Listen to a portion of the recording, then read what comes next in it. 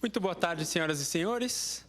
Em nome da B8 Projetos Educacionais, nós queremos agradecer a participação aí de todos vocês. A gente queria agradecer o pessoal da TV Web, que tradicionalmente nos ajuda com a transmissão aqui ao vivo, né, para audiências no mundo inteiro, né, em especial aí para os pais, para os parentes viajando, colegas nossos da B8, como o Vitor Fuji, que está fora.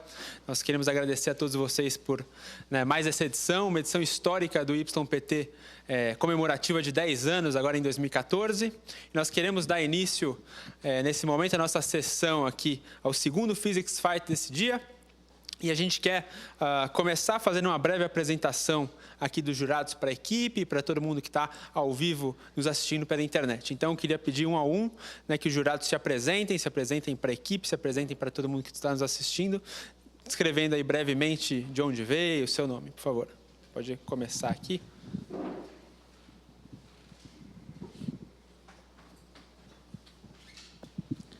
Boa tarde, pessoal. Meu nome é Felipe. Eu venho da Unicamp, sou estudante de doutorado lá, trabalho especificamente com ótica. Venho de lá desde sempre, desde a graduação, mestrado fiz por lá também. E quero aproveitar para desejar desde já boa competição para vocês, para nós do júri também. Obrigado.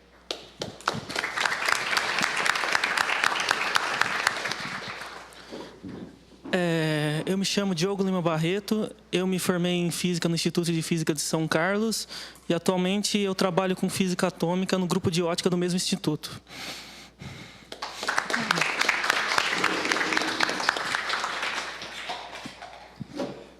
Boa tarde, meu nome é Ricardo Douglas. Antes de tudo, é um prazer estar aqui, porque eu sou aluno olímpico desde os meus 12 anos e estar aqui não aí é algo muito gratificante. E eu sou formando na Unicamp e boa sorte, pessoal, aí. Eu sou Marcelo Sandri, sou engenheiro eletrônico pela Escola Politécnica da USP e pelo Politécnico de Milano, na Itália, e eu represento aqui a B8 Projetos. Obrigado. Boa tarde a todos, meu nome é César Freire, sou graduado também na Escola Politécnica como engenheiro mecânico. Atualmente estou concluindo meu doutorado em Mecânica dos Fluidos, no fenômeno de interação fluido-estrutura. E bem, boa sorte a todos, sejam honestos com a física e leais uns com os outros.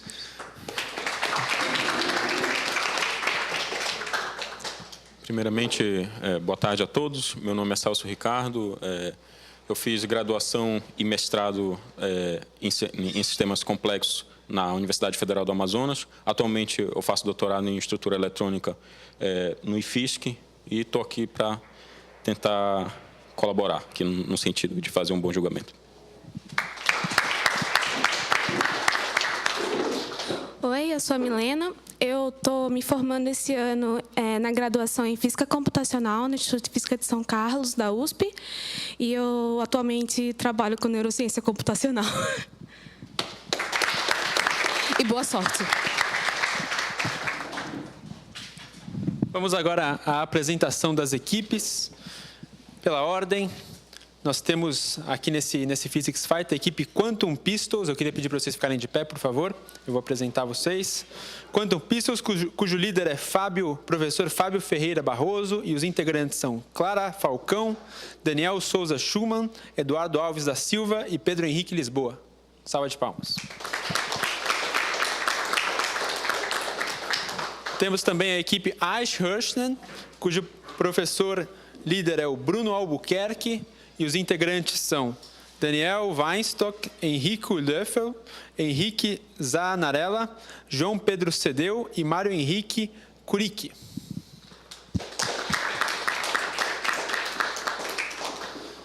Terceira equipe é a equipe Sagan, cujo líder é o professor Ednei Melo Rodrigues, representada pelos integrantes Davi Marciano Costa Barros, José Neto, Letícia Pereira de Souza, Pedro Henrique Campos e Pedro Henrique Alves. Por fim, temos a equipe Dinamis, do Colégio Sagrado Coração de Jesus, em Teresina, no Piauí, cujo líder é Bruno de Jesus Oliveira, e os integrantes são Lucas Alves de Moraes, Matheus do Monte Marques e Pedro Jorge Cronenberger. queria dar um aviso importante para todos os alunos, lembrando vocês de que, como nossa sala é transmitida ao vivo pela TV Web, nós precisamos que todos vocês falem somente com o microfone em mãos, tentem falar o mais rápido, o mais alto possível e o mais claro possível, para que todos que estão nos assistindo aí online possam nos entender bem. Um aviso em termos de segurança, a gente queria pedir e reforçar o aviso de que é proibido qualquer tipo de comunicação externa dentro dos alunos que estão no FIGHT, sejam com os professores aqui presentes, sejam pela internet, sejam com celulares. Caso alguma equipe seja flagrada em qualquer comunicação externa em seus celulares ou computadores, a nota do júri ela será ministrada normalmente, porém, ela vai ser adicionada de um fator multiplicador por 0, ou seja, a nota será invalidada caso alguma equipe seja flagrada nesse tipo de comunicação. Tenho certeza que não vai ser o caso de vocês, então vamos dar início à nossa sessão. Então, nessa primeira rodada, nós temos como relatora a equipe Quantum Pistols, a equipe oponente Ace Horshman, avaliadora a equipe Sagan. Eu queria pedir para os capitães de cada equipe se levantarem, lembrarem de estarem com o microfone nas mãos, para darem início ao nosso desafio. Lembrando que vocês têm disponíveis aí 10 recusas e vocês não podem apresentar o trabalho que vocês já apresentaram no primeiro Physics Fight. Então, por favor, capitão da equipe Ace Horshman pode fazer o desafio para a equipe Quantum Pistols. Nós gostaríamos de desafiá-los a fazer o problema 8 congelando gotas. Aceito.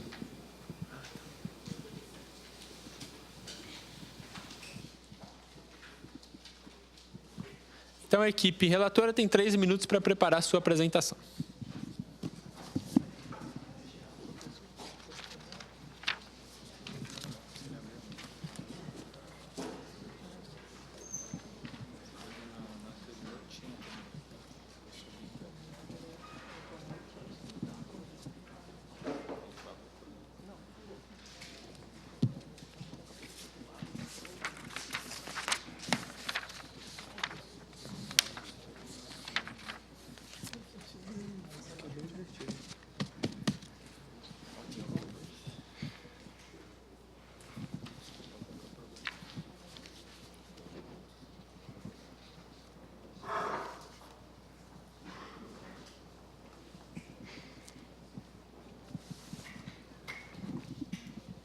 A equipe relatora está pronta? Sim. Então, vocês têm 10 minutos para a sua apresentação. Bom, aqui é a nossa cronologia. Iremos dar uma introdução, falar dos experimentos, posteriormente das conclusões. Problema que deveria ser lido, eu creio, mas não foi, nós não perderemos tempo com isso, por favor, siga. Primeiramente, gostaríamos de explicar o comportamento anômalo da água relativo à expansão da mesma.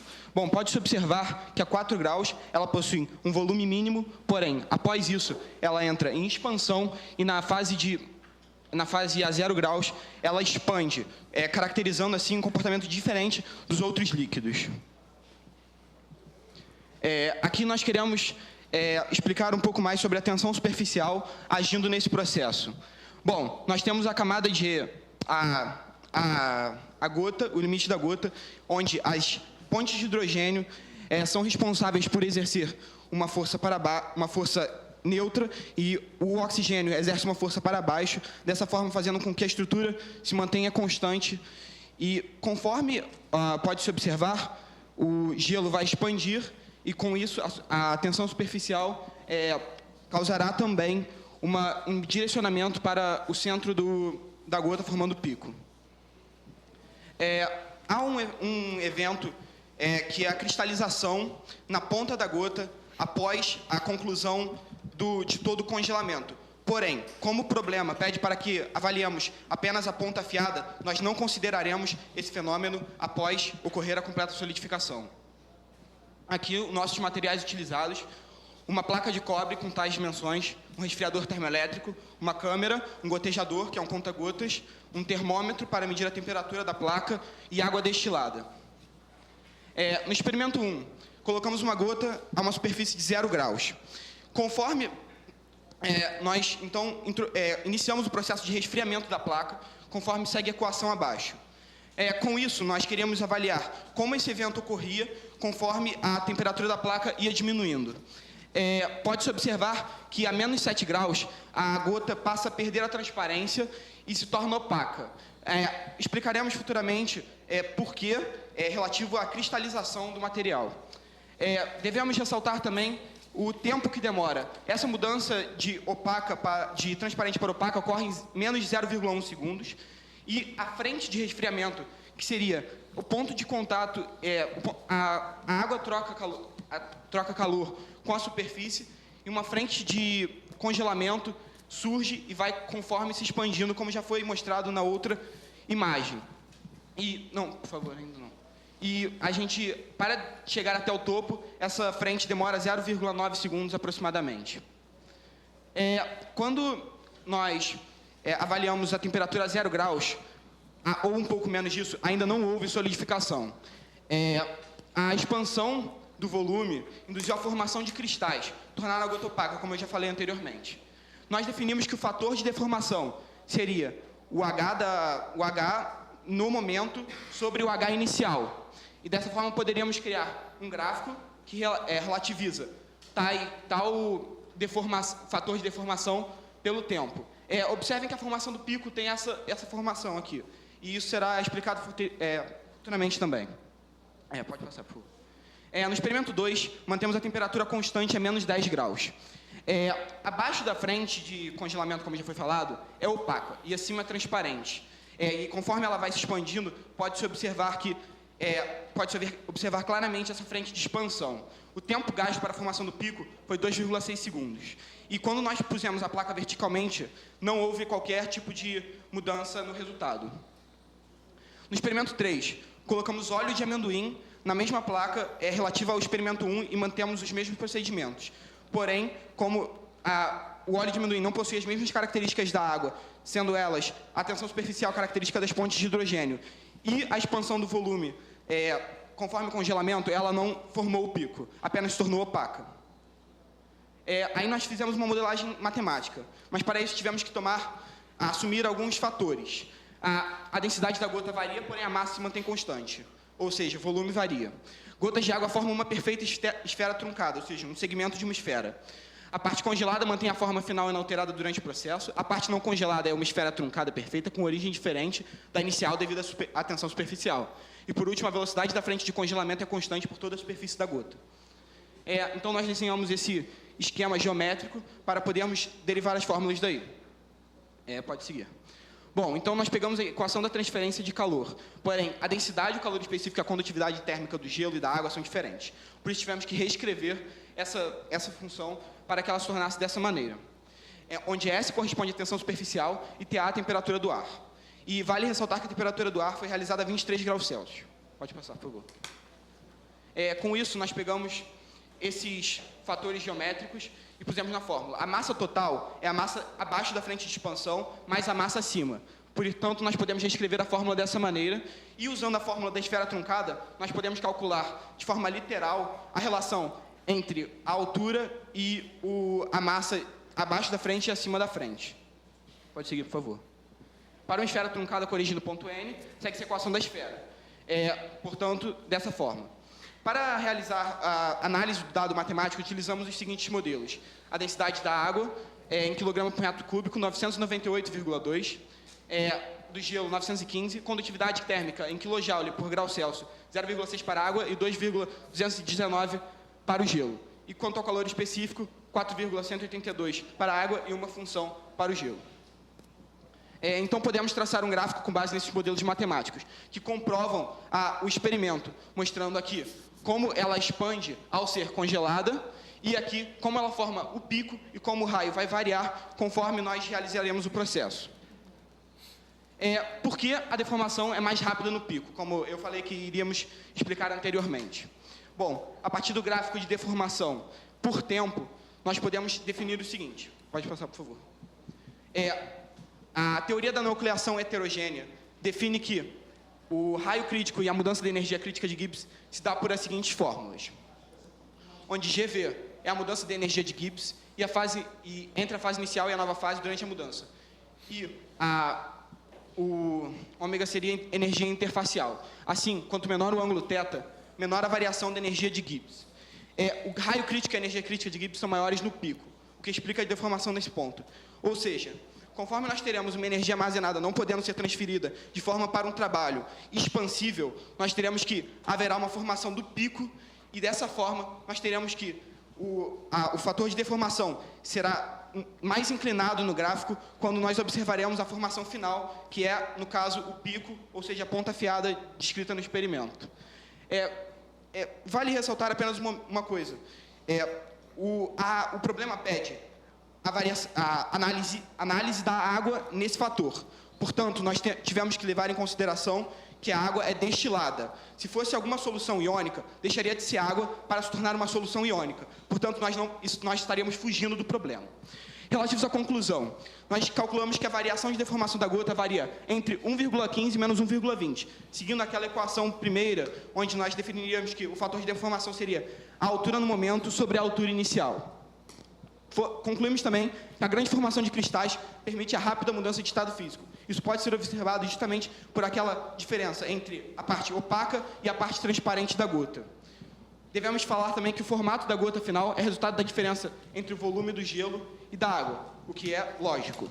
Ocorre uma formação mais rápida de cristais no pico, uma vez que há uma menor barreira de nucleação. Isso se dá justamente por aquelas últimas duas equações que nós explicamos referente ao raio crítico e à energia crítica de Gibbs. Portanto, nós poderemos concluir que, dessa forma, novamente, o gráfico será mais inclinado quando atingirmos o pico. Só ressaltando mais uma vez que nós não consideramos o evento posterior, que seria relativo ao vapor do ar em relação à gota, que formaria uma cristalização no topo da gota, pois isso novamente fugiria do experimento, que pede para que nós avaliemos a formação da ponta afiada e não de processos posteriores a tal. Gostaria apenas de finalizar apresentando nossas referências, que são essas 3 e mais 2 que estão disponíveis na internet. Muito obrigado. Muito bem. A equipe oponente agora tem 2 minutos para seus questionamentos. Por favor, no microfone. Perdão. Primeiramente, você acha que a variação da temperatura da gota influenciaria o experimento? Bom, influenciaria no tempo que o experimento demoraria para ocorrer. Porém, nós queremos avaliar o efeito e não... Não, tudo bem. Você acha que seria algo linear? Como linear? O que seria linear? Qual gráfico seria linear? Não, o gráfico da relação entre o tempo e a temperatura da gota. Bom, seria correspondente aos valores já afirmados. Só apenas demoraria para ocorrer esse efeito. Tá, ok. Quanto à situação dos fractais, você acha que não é importante para o experimento? Não, a formação dos fractais é posterior, correto? Sim. Então, o problema pede especificamente analise a formação da ponta afiada. Tá, então você acha que não é importante. Analise a ponta afiada e os fractais. Ok. Obrigado. Você acha que o peso tem alguma influência nesse problema? A gravidade, conforme nós mostramos, quando colocamos a placa verticalmente, não houve alteração significativa na formação desse processo. Ok, mas existe alguma modelagem matemática que... Então, nós tivemos que desprezar o peso justamente pela gota ser muito pequeno, o peso da gota. Ok. Você acha que existe algum ponto ótimo, alguma condição ótima onde o processo seria potencializado? Um processo potencializado depende do que você considera potência. Se é não, a otimização do processo. Otimização da formação do pico? Bom, você poderia otimizar o pico congelando-a mais rápido. Ok, só isso? Não, você acha que não seria importante tentar mudar a superfície? A superfície devido à condutividade térmica, porém nós não queremos avaliar isso. Nós queremos avaliar a formação do pico e não... O tempo está encerrado. Obrigado. Agora a equipe oponente tem 3 minutos para preparar a sua apresentação.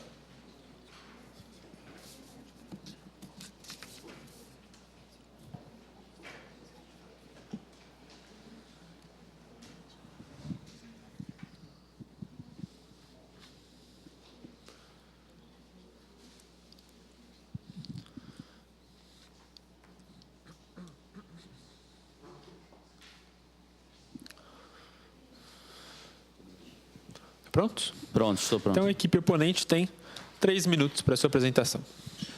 Ok. Bom, primeiramente, quanto aos pontos positivos, foi bastante importante a utilização dos gráficos para expressar os resultados experimentais que eles obtiveram durante o problema. No entanto, a gente notou vários pontos negativos, tanto em relação à parte teórica, quanto em relação à parte experimental. Bom, em relação à parte teórica, primeiramente, eles não se aprofundaram quanto à questão de como vai haver essa interação ou o contraste entre a tensão superficial e a expansão característica da água. Eles não analisaram a questão da força gravitacional, como ela iria influenciar o problema, só quando eu coloquei nas perguntas. Além disso, tiveram algumas coisas que não ficaram muito claras, quanto uma força neutra, que ele citou, das pontes de hidrogênio, e o oxigênio faria uma força para baixo, ele passou muito rápido por certas partes. Além disso, é importante notar que os fractais são importantes nesse problema. É uma consideração que tem que ser feita, porque ela é um fenômeno que vai estar interligado à formação do pico na gota. Além disso, na questão dos dados experimentais, eles não citaram qual seria o erro experimental nas medições que eles fizeram, em que casos estariam esses erros. Além disso, seria importante ter analisado como uma adição, por exemplo, de um sal ao líquido poderia influenciar ou não essa formação. Será que a estrutura seria a mesma? Será que realmente ia se formar? Eles não analisaram, por exemplo, a umidade do ambiente, não analisaram a temperatura da superfície, quer dizer, eles variaram, uma foi 10, outra foi menos 10, perdão, outra foi 0, mas fora isso não teve uma variação significativa em outros momentos. Por exemplo, podia ter feito com menos 5, outras temperaturas. Em relação ao que eu perguntei da temperatura, existe um efeito que faz com que esse processo seja otimizado quando se aproxima de 100 graus, e eles não analisaram isso. E, além disso, também voltando à parte da força gravitacional, era importante ter analisado o número de Bond, que justamente vai analisar e vai relacionar a tensão superficial com a gravidade e vai mostrar para nós que é a tensão superficial preponderante. Tempo encerrado. Obrigado. Queria pedir para a equipe relatora se dirigir à frente para iniciarmos a nossa discussão, para a qual temos 6 minutos.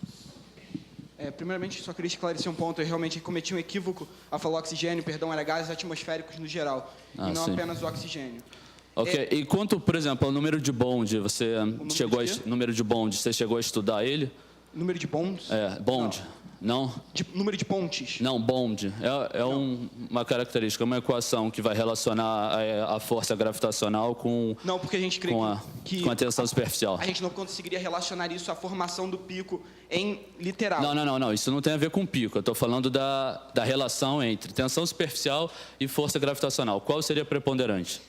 Mas nesse caso você estaria avaliando quantitativamente a tensão superficial. Nosso objetivo foi avaliar qualitativamente a tensão superficial, pois ela é sim importante para o processo, porém nós não conseguimos... Não, mas é importante, você chegaria à conclusão, aí provando matematicamente que realmente a força gravitacional ela não tem tanta influência quanto a questão da tensão superficial. Além disso, por exemplo, os fractais, você poderia me dizer o que são os fractais? Sim, perfeitamente. Quando o vapor está na atmosfera, ele entra em contato com a gota, porém, como os elétrons estão concentrados no pico, formam os fractais. Porém, não foi isso que o problema perguntou. O problema perguntou gotas d'água formando pontas afiadas e não formando fractais. Sim, não, mas se você tivesse analisado bem o experimento, você perceberia que os fractais é algo que está totalmente relacionado à formação desses picos. Não, porque eles estão atuando depois. Mas antes deixa eu só esclarecer mais um ponto que você levantou quanto à questão do NaCl. Se nós NaCl não, perdão, dissolução de sais. E se nós estivermos analisando a dissolução de sais, por exemplo, a NaCl, estaremos analisando uma solução de NaCl e não estaremos analisando o comportamento da água, conforme foi pedido no experimento. Eu sinto em te dizer que é totalmente importante essa consideração, porque quando a gente adiciona um sólido à água, um sal, a gente perceberia que esse efeito ocorreria em muito menos vezes. O problema diz água. Qual a fórmula da água? Não, mas não é essa a questão. Ele fala para se analisar parâmetros relevantes. A água, você estaria tendo, por exemplo, NaCl meio aquoso, você não estaria tendo H2O. Logo fugiria do problema. Você analisou só água destilada? Analisei apenas água destilada, pois era o que o problema pedia. Ok, mas sinceramente é algo totalmente importante para o problema. Quanto à variação da superfície, você teria a me dizer? Perfeitamente. Nós temos dois fatores na superfície. A rugosidade da superfície e a condutividade térmica. A condutividade térmica serviria apenas para discernir se haveria ou não o efeito. E a rugosidade, eu sinto lhe informar, mas nós não conseguimos otimizar a rugosidade de forma a garantir o efeito perfeito. Tá, mas você acha que se eu fizesse isso num metral e num vidro de relógio, seria o mesmo efeito? Não, por causa da condutividade térmica. Sim, mas qual seria a diferença? Bom, como o metal é melhor condutor térmico, a ponta seria melhor estruturada. Porém... Eu não entendi até agora porque você acha que isso não é importante para o problema. Não, perfeitamente, é importante, mas ele é importante para limitar o problema e não para qualitar o problema. Qualitar não existe, perdão. Não, na verdade, não faz sentido você estar falando, porque o problema pede claramente para você investigar os parâmetros relevantes. Você está me dizendo que é um parâmetro relevante, mas você está falando que não analisou. É um parâmetro relevante apenas para limitar e não para determinar o fenômeno. Não tem problema em limitar. Se tiver que limitar, a gente limita. Mas você está falando que é relevante, você não analisou. Outra coisa, em relação à altura da gota, você acha que teria alguma influência? O que teria alguma influência? Da onde eu solto a gota? Bom, perfeitamente. Uma vez que você solta a gota, ao entrar em contato com o solo, ocorre um movimento de dispersão da gota. Porém, novamente, nós queremos ressaltar que nós tentamos determinar uma idealização da gota naquele experimento matemático. Nós não podemos calcular para cada gota que a gente soltar como ela vai responder aos estímulos. Não, mas isso na verdade é a função do YPT analisar para cada situação qual seria. Mas a cada situação que seja extremamente relevante. Por exemplo, isso seria uma alteração muito insignificante dentro do problema. Você acha que é insignificante? Sim, perfeitamente. Por quê? Porque, novamente, a gota iria cair, ela iria ocorrer um movimento de dispersão, porém ela iria manter a tensão superficial. Então não é insignificante. Se houvesse a dispersão, não ia ter gota, então não é insignificante. Não. A partir de uma certa altura, você está me dizendo que... Mas aí você vai estar abstraindo o conceito, por exemplo, se nós jogássemos uma gota do alto e ela se dispersasse tanto que formasse várias gotas, não teríamos como dar uma... Não, mas seria importante, então, você definir a partir de tal altura, isso não ocorre. Mas tudo bem. Por exemplo, você poderia me explicar exatamente, passou muito brevemente, a questão de por que ficou opaco? Eu não entendi essa parte. Porque ficou opaco por causa da formação dos cristais. Sim, mas... por que isso faz ficar opaco? Bom, como os cristais são formaturas lineares, como você já deve saber, eles formam uma estrutura diferente do resto das moléculas de água e, consequentemente, você pode ver essa mudança estrutural devido à formação dos cristais. Tá, ok. Quanto à relação da densidade, você disse que vai ter uma parte que vai estar solidificada e outra não.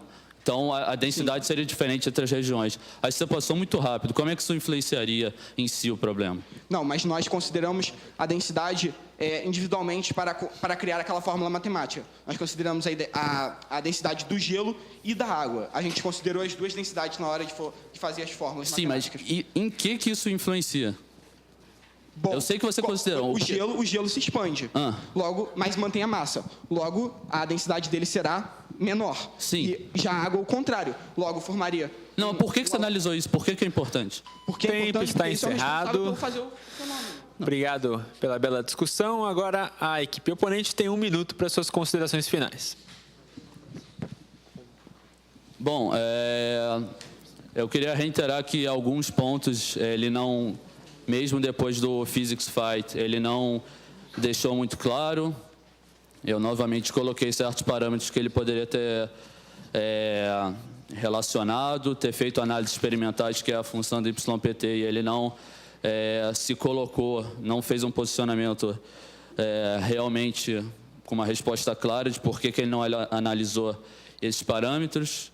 Continuo dizendo que ele não fez a análise do erro, que é extremamente importante para um torneio que se trata da análise, muito da parte da análise experimental. E, bom, é basicamente isso. Obrigado a todos. Muito bem. A equipe avaliadora agora tem 3 minutos para os seus questionamentos. Bom, essa equipe relatora, você disse que ao longo do congelamento da gota a densidade varia.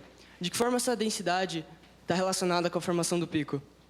Bom, conforme o gelo expande, a densidade diminui. Logo, vai se alargar na base e vai agir esse processo até a formação do pico no topo. Vai se expandindo até que ele chegue no topo e forme o pico. A equipe oponente concorda? Poderia repetir a pergunta, por favor? Foi citado na apresentação Sim. que a densidade da gota varia ao longo do congelamento. Sim. De que forma essa densidade está relacionada com a formação do pico? Então, o importante é você analisar a interação justamente da tensão superficial com a expansão característica da água. Isso fará com que a expansão seja vertical e não radial por causa da tensão superficial. E isso levará com que haja a formação da ponta da gota. Foi insistido em que alguns parâmetros não foram relevantes, não foram estudados. Quais seriam esses parâmetros? Bom, mais uma vez eu vou enumerar eles. Por exemplo, a adição do sal é muito importante, variação do local, por exemplo, a temperatura do ambiente, a umidade do local, a altura onde você está lançando a gota, a superfície, tudo isso não foi analisado. A equipe relatora, vocês concordam? Bom, primeiramente gostaria de reler o problema. Coloque uma gota d'água em um prato resfriado até cerca de menos 20. Eu não vi, coloque uma gota de solução aquosa de um íon em um prato resfriado. Então, logo, não estaria concordando com ele. Certo. Bom, segundo, qual a função da tensão superficial na formação da gota? No formato dela? Bom, perfeitamente. Como eles já falaram, a tensão superficial evita que ocorra um espalhamento dessa gota na superfície e, consequentemente, direciona o congelamento para o pico, que junto, como ele falou, o congelamento forma o efeito que nós acabamos de observar. Bom, de fato, há uma relação entre a tensão superficial e a força gravitacional. Supondo numa situação hipotética onde o campo gravitacional é muito baixo, próximo de zero, o que poderia ser observado? Bom, quando você, por exemplo, tem água no espaço, você tem a massa de água fluindo completamente de movimentos aleatórios no espaço. Então, você não poderia quantificar esse experimento. A equipe oponente concorda? Então, como eu propus, quando eu estava falando, o número de Bond iria resolver essa nossa situação, pois ele relaciona esses dois fatos, tensão superficial e a gravidade do local. Qual a função desse estudo de Gibbs, segundo a equipe oponente? Então, essa é uma pergunta que eu também tenho, porque não ficou claro para mim. Qual a influência do... Você poderia responder? Sim, perfeitamente. Tempo encerrado. Obrigado. A equipe avaliadora tem 2 minutos para preparar a sua apresentação.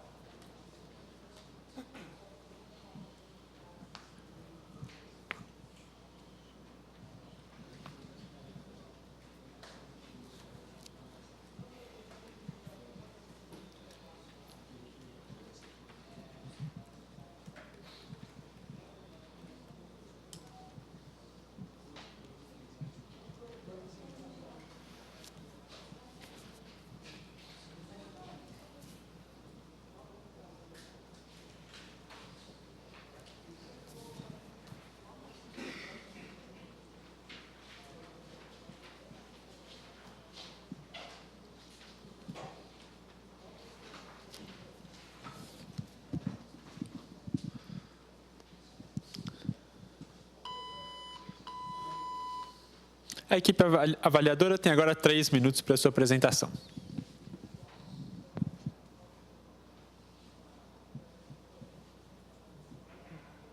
Boa tarde, eu sou o Pedro, da equipe Seiga.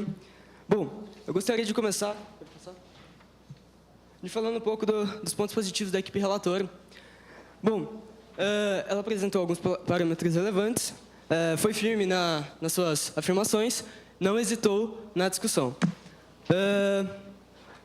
Explicaram bem o comportamento anômalo da água e fizeram um teste com óleo de amendoim, que foi interessante para reforçar os argumentos.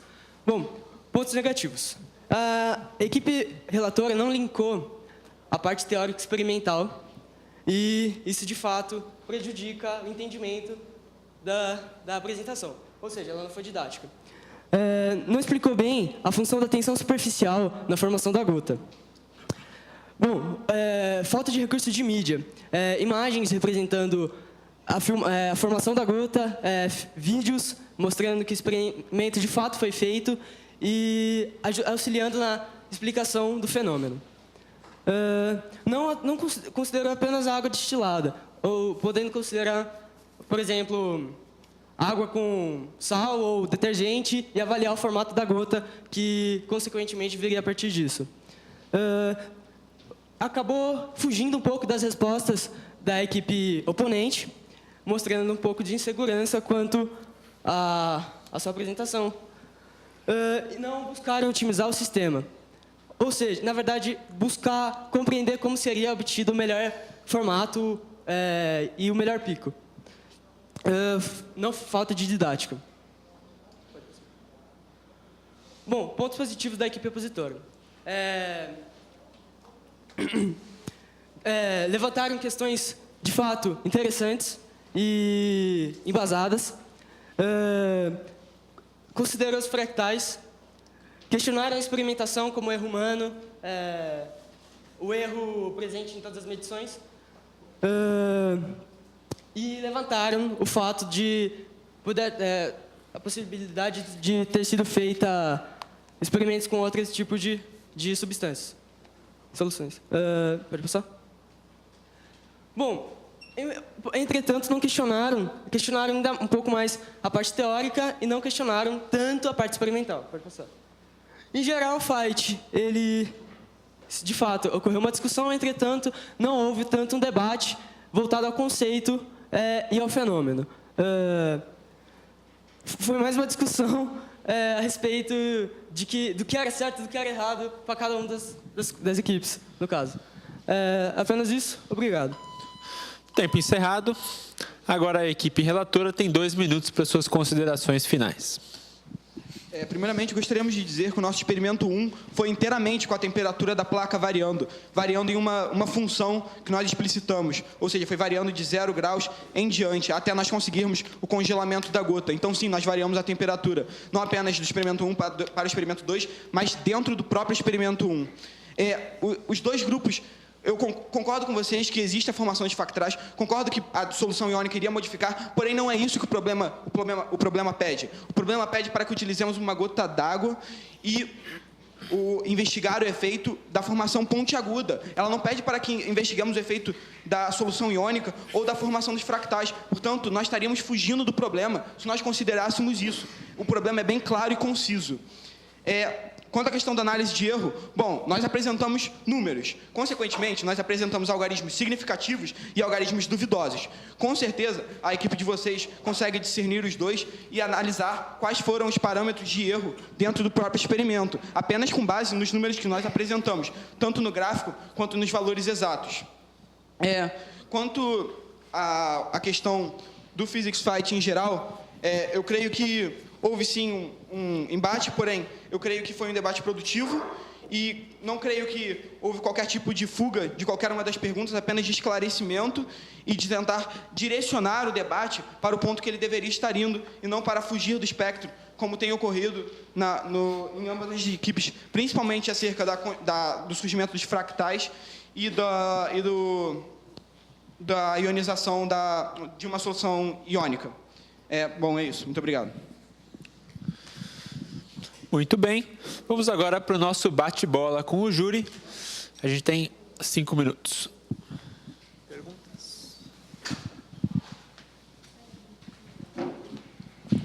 Minha pergunta é para a equipe opositora. Já que vocês falaram dos fractais, eu queria saber que tipo de informação você consegue extrair de um fractal e como você faz para visualizar um fractal.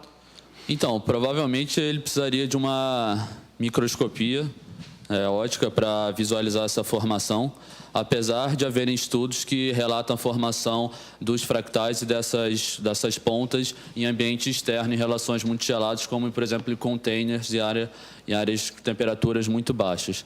Então, os fractais são muito importantes para o problema e, justamente, essa umidade iria aderindo a essa ponta na gota, iria dar origem à formação, iria dar origem aos fractais, com formação específica. Eu queria perguntar para a equipe relatora, com relação àquele modelo que vocês mostraram coisas relacionadas à energia de Gibbs, condução de calor. Eu queria que você explicasse novamente de forma simplificada o que você está considerando importante que aparece daí. Seria mais fácil explicar com a apresentação, mas como eu não tenho tempo, nós consideramos a fórmula de uma esfera truncada para avaliar como a evolução da frente de congelamento iria influenciar na formação do pico. E com isso nós conseguimos dizer também como a energia de Gibbs altera na velocidade com que essa frente se expande no final, que, como nós vimos, tem um súbito aumento no gráfico. De forma bem resumida, é isso. Eu gostaria de perguntar para o grupo relator o que acontece se eu colocar essa gota, né, o mesmo experimento, num planeta que tem, por exemplo, 10G? O fenômeno vai se formar, não vai se formar? Bom, o fenômeno irá se formar, porém ocorrerá uma desregulação em relação a esse problema da tensão superficial e, consequentemente, o fenômeno seria uma esfera mais achatada e com uma ponta mais embaixo.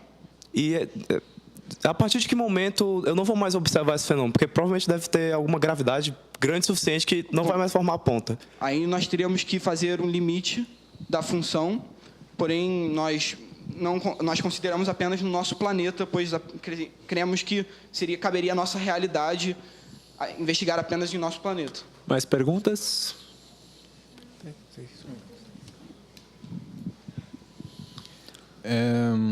Não, para a equipe relatora, quando vocês descreveram no experimento uma equação de resfriamento da placa, vocês programaram aquilo ou vocês só resfriaram a placa e verificaram qual foi? Nós colocamos a equação no resfriador termoelétrico para ver um padrão que fosse mais fácil de ser interpretado.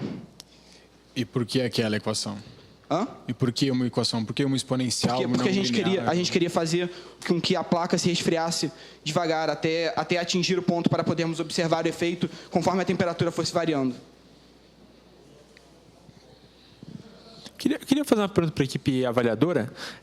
Vocês acreditam que o material da placa influencia no sistema e que tipo de observação vocês poderiam tirar com relação à variação dele? Sim, influencia. A condução, a placa tem determinados materiais, né? E isso influencia na condutividade térmica, ou seja, também vai influenciar na rapidez com que e também a capacidade térmica, que pode influenciar na rapidez com que a quantidade de calor vai ser transferida e vai ocorrer o congelamento da gota. Poderia haver alguma diferença no formato da gota?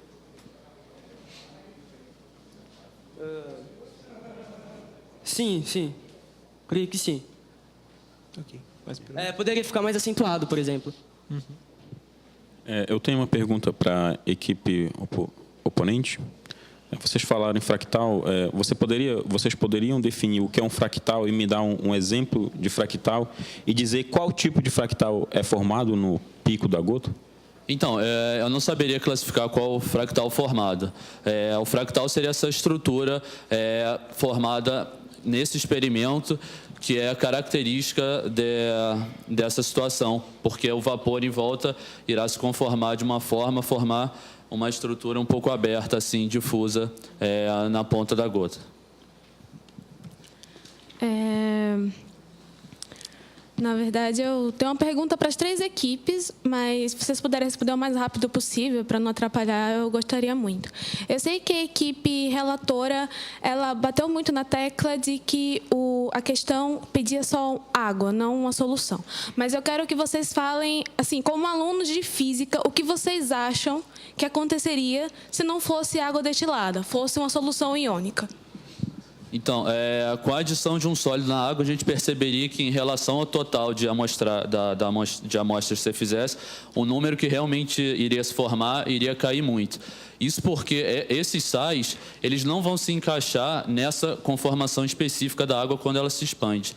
Então, a água iria se expandindo e esses sais não iriam se encaixando e iriam até o topo. Isso iria impossibilitar a formação do fenômeno. Os sais, eles iriam alterar na tensão superficial da água e, consequentemente, iriam alterar na formação do pico. Bom, numa solução iônica, por exemplo, a gente poderia observar uma gota mais circular, sem uma formação de pico, e, no caso contrário, a tendência de se formar o pico seria maior. Tudo bem. Muito bem, obrigado. Vamos para a nossa hora fatídica aqui dos jurados. Queria pedir para vocês passarem a limpo aí e se prepararem para dar a nota para as equipes.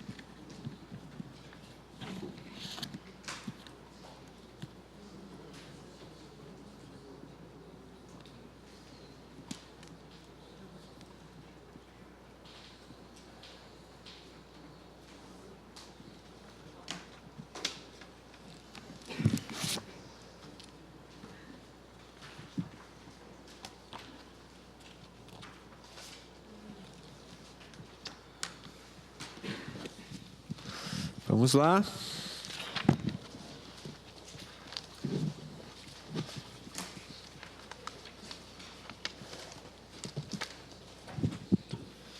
Então, a primeira nota vai para a equipe relatora. Todos prontos?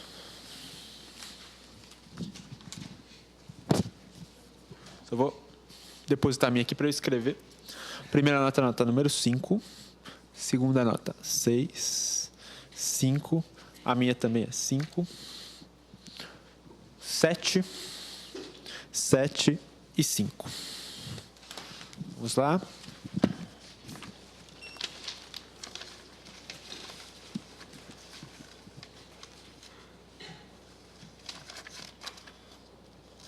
Todos prontos, equipe oponente? Por favor. Então, deixa eu anotar aqui. Primeira nota é a 7.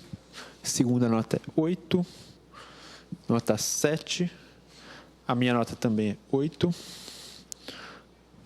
8. 6 e 8.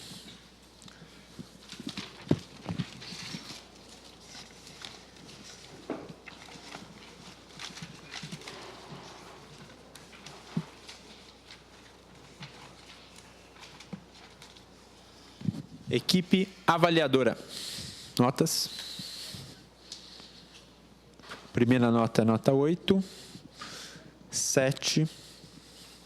5. 5. 7. 7 e 9. Uma salva de palmas a todas as equipes. Muito obrigado. Vamos fazer um rápido intervalo de 7 a 10 minutinhos e já já a gente volta para a segunda rodada.